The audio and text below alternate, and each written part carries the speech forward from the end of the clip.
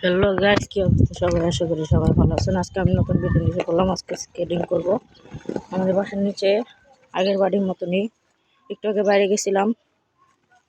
Video দেখবেন, like comment share সব করে দিবেন আপনারা। গাইস এসে পড়ছি, এই যে স্কেটিং এখন যাবো স্কেটিং করতে।